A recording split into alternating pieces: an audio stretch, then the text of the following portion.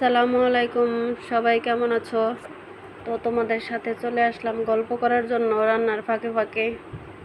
আজকে আমি রান্না করলাম মুরগির মাংস আর সাথে বুড়ি, আরও আছে মাছ ভাজা।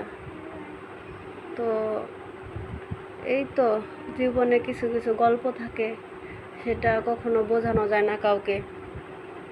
আর মেয়েদের আসলে অনেক কিছু অপূর্ণতা থেকে যায়, মেয়েদের চাওয়া পাওয়ার কোনো দাম নেই এবং মেয়েদের নিজের বলতে কিছুই নেই। মেয়েরা হচ্ছে অতিথি, বাবার বাসা অতিথি আর স্বামীর বাসা অতিথি। আর একটা কথা যে বাবাদের কাছেও মেয়ে আপন হয় না, স্বামীর কাছেও মেয়ে আপন হয় না। আসল কথা কি, কোথাও না কোথাও ফাঁক থেকেই যায়, সন্তানদের কাছেও পর থাকে, পর হয়ে যায় শেষ পর্যন্ত। এর জন্য বলি যে মেয়েদের কখনোই কিছু নিজের হয় না, এক কবর ছাড়া।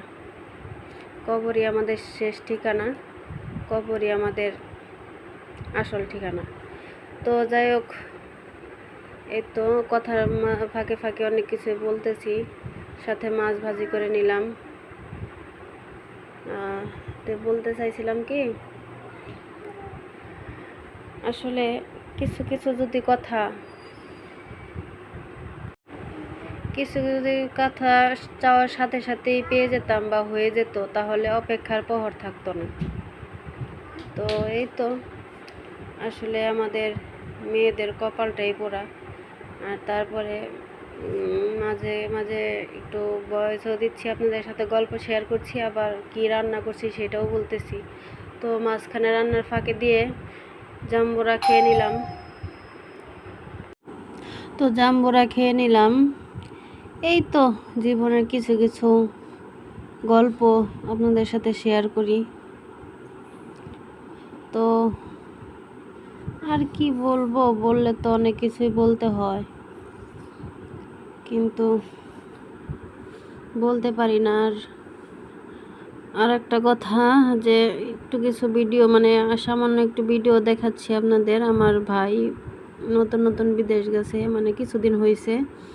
তো ওইখান থেকে একজন লোক আসছে, তো তার কাছে কিছু সামান্য কিছু চকলেট পাঠিয়ে দিছে আর একটা সাবান পাঠিয়ে দিছে। একটা না, মানে আমি রাখছি একটা, কয়েকটা পাঠাইছে, আরও অন্যজনদেরকে দিয়েছি। তো আমার খালাতো ভাই বোন তাদেরকে দিছি, তাদেরও চকলেট দেওয়া হয়েছে।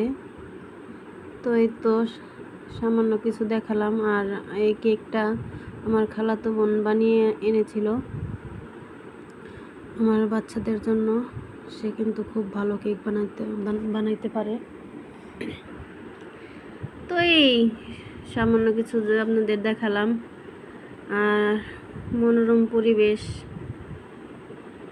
কবরস্থান এখানে, তার এখানে আম গাছ, বসার একটা জায়গা আছে।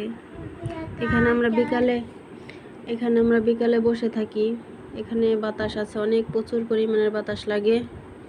নিচে বসে থাকি, বাচ্চারা নিচে নেমে খেলা করে। এই তো, ভালো লাগলে সাথে থাকবেন, লাইক কমেন্ট শেয়ার করবেন।